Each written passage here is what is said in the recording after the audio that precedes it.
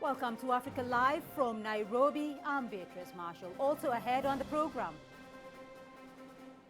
union protests continue in South Africa as AMCU drops its pay demands in the platinum sector and COSATU takes to the streets. And curbing the doping menace, the latest from the World Conference on Doping in Johannesburg. We begin in New York, where the 15 members of the UN Security Council passed a statement welcoming the end of the M23 rebellion in the Democratic Republic of Congo. And that comes as the government of the DRC says it is now ready to sign a declaration with the rebel faction. The government says such a declaration would reflect the defeat of the M23 rebels. This is despite pulling out of the Ugandan-hosted peace talks a day earlier. Congo objected to signing a deal with the rebels and accused mediator Uganda of taking sides. Maria Galang has more. Congo and M23 rebels were due to conclude a deal on Monday. But Congolese negotiators rejected the wording of the document, arguing that it would not sign a deal with the force it had defeated. Congo said it wanted a simple declaration from the rebels that they would not take up arms and accused Uganda of taking sides. The rebels said that the document had been agreed upon days in advance. We can't allow anyone to define our own situation. We have defined it as a situation that's been sorted out in a military fashion and which needed to be reinforced by a political commitment from the rebellion side to never go back to violence. Uganda has rejected charges of bias, saying Congo had made no formal complaint in 10 months of mediation. We will protest in front of the international community regarding this behavior which violates all principles of international law, all the laws governing international coexistence and respect towards neighbors. UN experts have accused Uganda and Rwanda of backing the rebels during the uprising. Both countries deny the charge. Meanwhile, Uganda has said peace efforts between the Democratic Republic of Congo government and defeated M23 rebels will continue. Uganda, which is hosting and mediating the long-running talks, said it was expecting new rounds of talks but gave no date. Last November, M23 rebels occupied Goma. They withdrew under intense diplomatic pressure that led to the opening of talks in Uganda. However, the fall of Goma led to a revamping of Congo's army and the strengthening of the UN force and its mandate in the Congo. When peace talks faltered, rebels were driven from all the remaining towns they occupied in recent weeks. Maria Galang, CCTV. When meanwhile, the M23 rebel group is at odds over the signing of a peace deal with the DRC. A small group led by Kambasu Ngeve, a man claiming to represent M23's political bureau, says a change to the wording of the document should not prevent them from signing the agreement. The DRC delegation refused to sign the agreement Monday night, claiming they needed to digest the document. The DRC wants the titling to change to Declaration instead of Peace Agreement, which the M23 leader Bertrand Bisimwa is against. The group that is threatening to split up and sign the agreement the way DRC wants it says it is time to put an end to the conflict with the Democratic Republic of Congo. Some member, a minority group of people in our movement, said we won't sign conclusion of these talks. They just sticked on the word agreement, peace agreement between the DRC government and the M23 movement. So this is all about words, not about the content of the document. Because we had from the international community the guarantee that the content remained the same. If the government of Congo return to Kinshasa, what will become M23 and all their members which are in Uganda now to go to the refugee camps? Is it a responsibility of a leader, has a vision? No. Well, let's get more now on this developing story. Stephen Fee is joining me now live from New York with the very latest on that. We will be joined a little bit later on, I understand, by Stephen Fee. But let's now take a short break here on Africa Live. Still ahead. Strengthening ties, Egypt and Russian officials discuss military and political cooperation. And the cost of instability. The Central African Republic's health system struggles to cope with surging violence.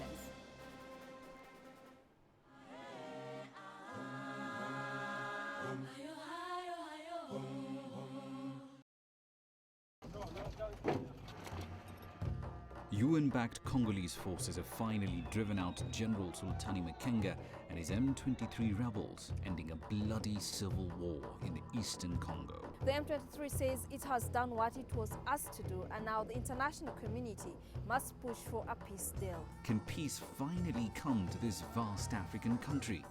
We answer that question this week in Talk Africa.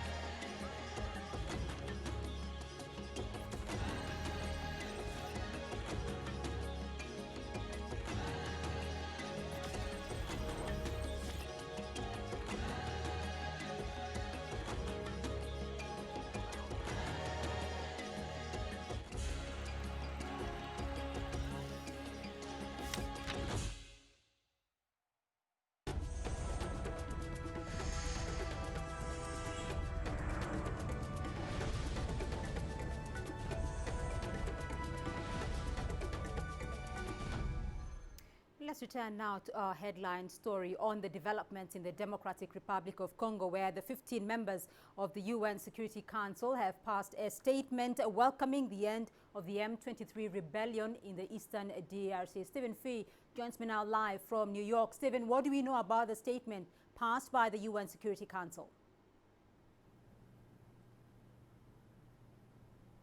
Well, it's the first major action from the Security Council since the M23 said they would lay down their arms in the 20-month insurgency. Security Council members had already welcomed this development unofficially, but after the failure to sign a peace agreement on Monday, that gave them some new momentum to try to get this presidential statement out this week. Now, it's a statement, not a resolution. It doesn't have the binding force of international law, but it not only welcomes the M23 development, but also calls for the swift implementation and conclusion of a broader peace accord in line with the Kampala guidelines. Security Council members in this statement are very concerned about a security vacuum in the eastern DRC with the M23 withdrawal. In particular, they're looking at other armed groups, including the FDLR. Now, that's a group that in particular has been in the sights of Rwandan diplomats. They say DRC has been financing that armed group, and they've wanted to see the UN move forward on neutralizing that armed group. And you did see that reflected in the statement today. Indeed, it calls for the full neutralization of FDLR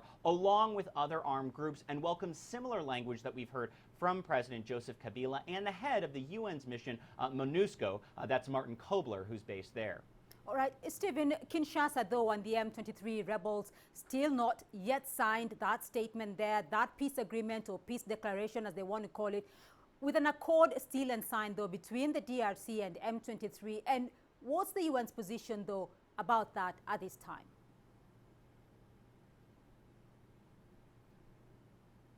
Well, obviously, Security Council members want to see a full peace agreement. None is particularly keen on getting too involved in what is obviously a larger regional diplomatic dance, particularly between Rwanda, Uganda, and DRC. But the failure to sign the November 11 accord, we did hear from Mary Robinson. She's the UN's chief envoy to the region. She said there's really disagreement not on the substantive points, but on the format of any such agreement. But there's, of course, the deeper issues here. As you've reported earlier, accusations that Uganda seems to be siding with the M23. That's, of course, according to the Congolese government. That's had them reluctant to move forward on a deal. And this is actually reflected also in the Security Council statement on Thursday. It does call for full prosecution and accountability, in particular, of armed insurgents and other groups, and for a reform of the Congolese military. That's been something that all regional players have been calling for, and it seems like it could help move a peace agreement forward. All right, Stephen Fee joining us there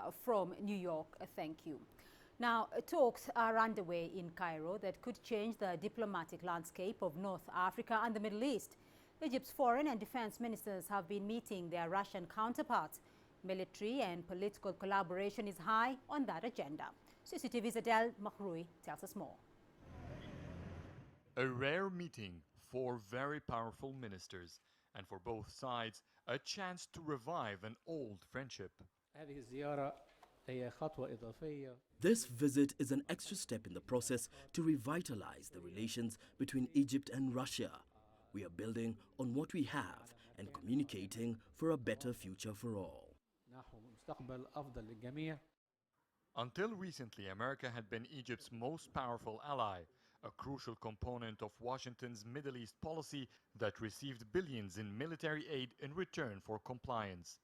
But the ousting of President Mohamed Morsi has soured their relations. Moscow, though, is keen to show it favors the men who overthrew Morsi.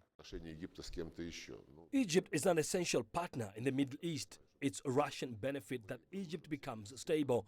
We hope the Egyptian constitution is formed and the transitional roadmap would reach its goals. Officials played down suggestions that Russia is merely taking advantage of Cairo's fallout with Washington. Some analysts are not convinced. Russia is trying to have a strong role and presence in the Middle East. Egypt is an important country for that. Russia is also losing its allies in the region. It lost Saddam Hussein, it lost Gaddafi, and now it could lose Bashar al-Assad. Therefore, it is looking for a partner, and with Egypt's tensed relations with the states, it becomes an opportunity. No details of the 2+2 meetings have been disclosed, but there are reports an arms deal worth at least $2 billion was sealed even before the Russian delegation arrived. Delegates here have portrayed the meeting merely as a revival of an old alliance, but stronger Egyptian-Russian ties could change Middle East politics, giving both countries more leverage on the international stage. Adel Mahroui, CCTV, Cairo. All right, Adel Mahroui standing by for us there in Cairo for more on the visit. Adel, there has been a lot of speculation there on what this visit is going to achieve. What's been the public's reaction?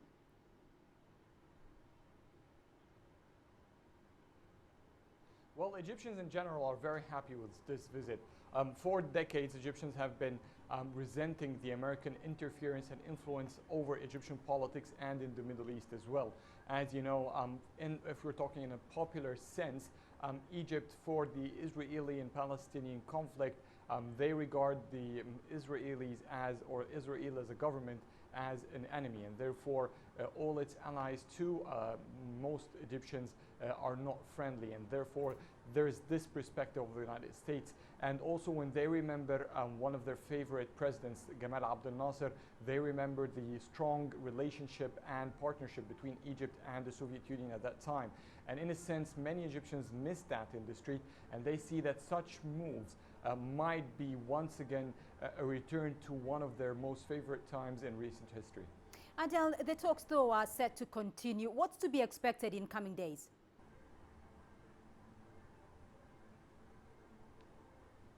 Well, basically, there have been unconfirmed reports that all these meetings are also preparations for a possible visit by President Putin by the end of this year. We're speaking at the end of December. And there have been a lot of frozen deals between both nations.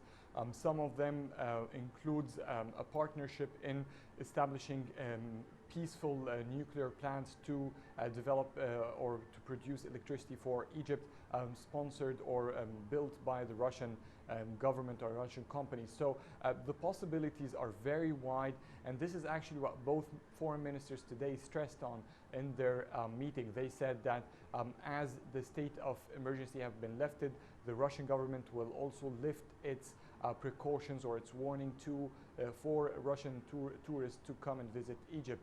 and Russia in general is the biggest country that exports tourists to Egypt, so it is one of the main principles and main foundations for the tourism industry here in Egypt. So that's one side of it, but there are also infinite possibilities, whether it's exporting grains or industrial partnership. The sky is basically the limit, as many politicians describe the relation between Egypt and Russia, which is now is trying to be revived once again. So too many, they believe that the relations are still in their own beginnings. But also beside that, there is the strong talks about arms deals between Egypt and Russia.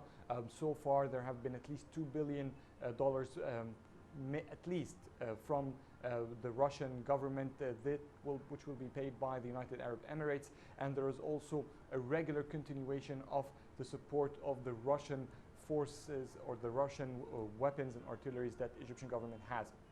So people believe and hope that this will be the beginning, but it all depends on what will the next elected authority in Egypt would look like, which will be a very big factor in whether these relations would be stronger or would remain fade as is. All right, CCTV's Adel Mahouri in Cairo for us there on that development. Thank you.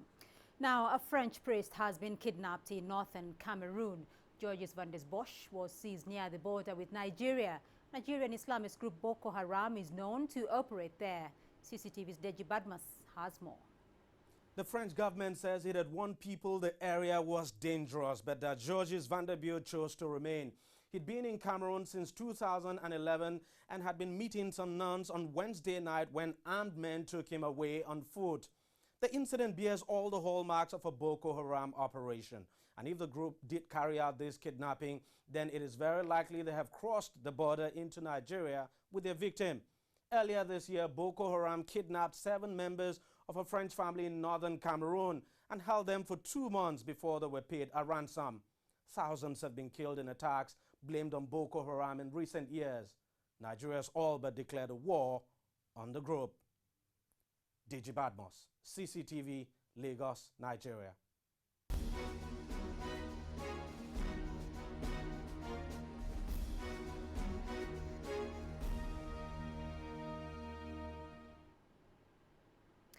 Three people have been killed and several wounded in the Central African Republic's capital, Bangui.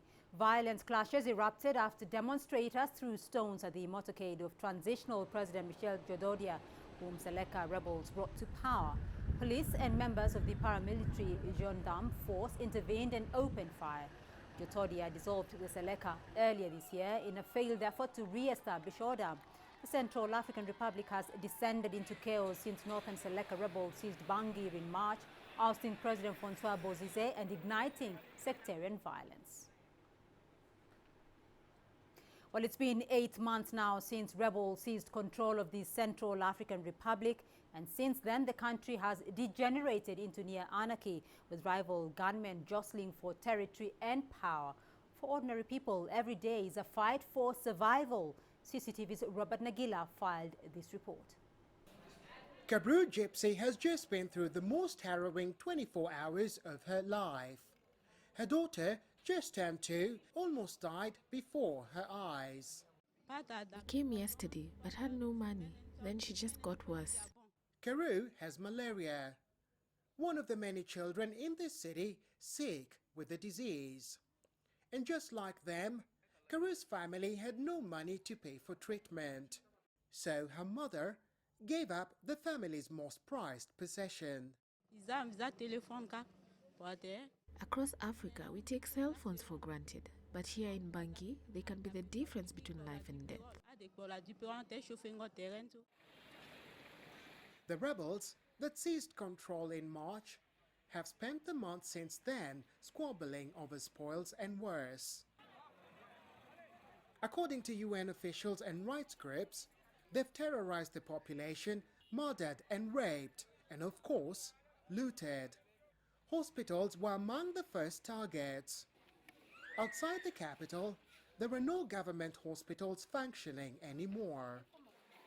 The hospital has no basic medicine such as antibiotics, and there's no X-ray machine anymore. We try to provide whatever little medicine we get from aid agencies such as MSF and the Red Cross. At the moment, the complex pediatric is the only functioning children's hospital in the Central African Republic. The hospital is so stretched that the administration has had to put out a tent with extra beds just to accommodate the children. For Banguy's other vulnerable people, the mentally ill, it's just as desperate. This institution has been swamped with new cases since the rebellion. Since March, we've received over 1,000 new patients, and we continue to receive more. Most of these patients have been traumatized by what they've seen and heard in the city since the rebels took control. We do not have the medication to treat them, Gomosa says. It's a tragic situation. Many here feel the world has abandoned them. Cabra Gypsy knows she has a lot to be thankful for. Her daughter's still alive. But Bangui is a city where few dare to think about the future. Bobat Nagela, CCTV, Bangui, Central African Republic.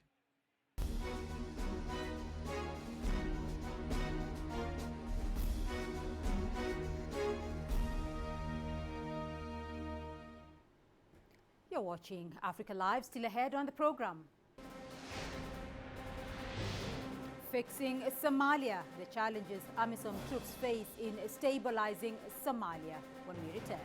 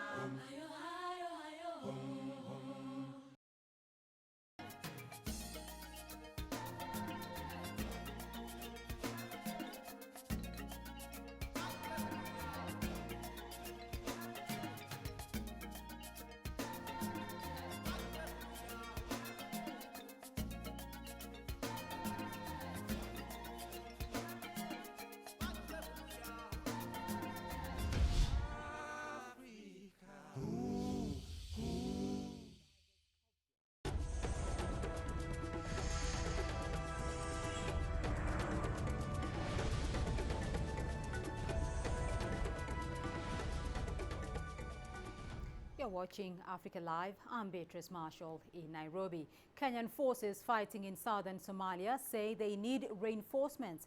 They have helped drive back militant Al-Shabaab from several major towns. But the militants continue to raid and recruit. CCTV's Mohammed Hirmoge filed this report. Kenyan Rangers preparing to patrol, a daily mission that any time can end in a firefight. I heard of the defense position in the defense position, we do have the ruins where we do encounter the Al-Shabaab threat, where they come and they have hideouts. So to ensure there's no threat on our side, we have to clear the buildings. It's been more than a year since Kenyan forces helped drive Al-Shabaab from their strongholds of Kismayo, a city on Somalia's southern coast. Yet gunmen launch hit-and-run attacks frequently from hideouts close to Kismayo. And this is generally the direction where the Al-Shabaab come from. If you look ahead of that, you can see a mast on the horizon. Just behind there is the Gobwain. And most attacks come from the frontage of our defense, and they come as close to us about 2 kilometers, and sometimes even 1 kilometer. Moving on foot is nerve-wracking, but necessary. Here is actually the front line. We have moved about 4 kilometers by foot, going with the foot patrol, the Kenya Defense Forces, and right now, between us and where Al-Shabaab is slightly less than 2 kilometers. The Kenyans and their comrades from Sierra Leone form the southern component of the African Union Force, AMISOM. Since they took Kismayo, they've also taken 19 other towns. But Al-Shabaab remains in control of large parts of this area. They have plenty of informers and a ready stream of new recruits. Kenyan commanders here say they need more troops. One of the reasons is the disintegration of Al-Shabaab itself. They are not stationed in one particular place the way they used to be. And therefore, liberation of more areas, first of all, needs more troops. This patrol counts as a success. The area has been swept and there have been no casualties. But once these troops go back to their bases, this area will return to the gunmen. Mohamed Irmoge, CCTV. While the Kenya government says it is stepping up security at its borders and in major towns and cities, the crackdown follows the terrorist attack at Westgate. CCTV's Kofa Mrenje has more. The deadliest terror attack in 15 years on Kenyan soil. At least 67 people were killed when Al-Shabaab gunmen stormed the Westgate Mall in Nairobi. 8 weeks on, investigations continue. But already, it's clear lax security played a role. 4 suspects accused of aiding the attackers are also charged with having false identity cards. Now the government is promising a sweeping crackdown, starting with its own officials. We have had situations where illegal immigrants, some of who turned out to be criminals, illegally acquired Kenya's citizenship. This is something that must be put to an end. The process of cleaning up government departments involved in the issuance of these critical documents has begun and is not about to end. It will continue until the last rotten apple in the system is removed so that we have a clean and secure process. So far, 14 immigration officials have been fired, and 104 citizenship documents found to be illegal have been revoked. The government's other plans include installing CCTV cameras at all border points and in major towns and cities too. Investigators say they've got all that they can from the ruins of Westgate and that it is no longer a crime scene. Officials, however, are still trying to establish just who exactly was involved in the events that led to the attack.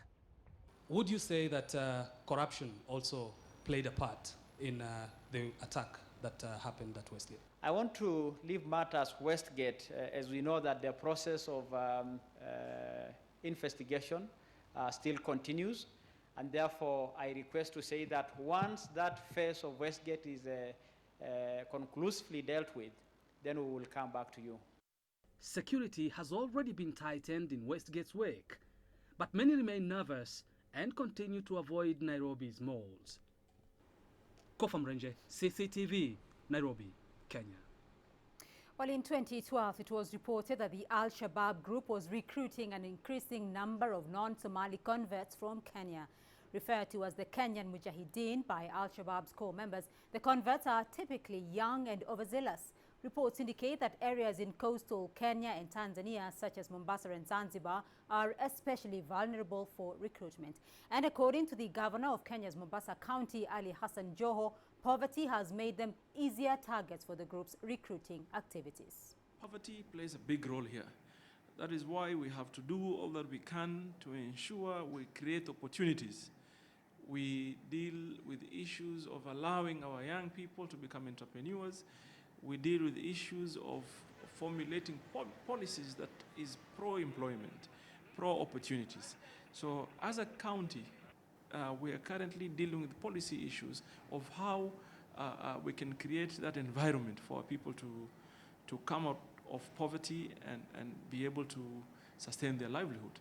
So therefore, I urge for patience, I urge for cooperation, I urge for us to come forward and stand united, deal with issues of security, so that we can have an environment that is secure, and investment would come in, so that people can get employment and people can become entrepreneurs.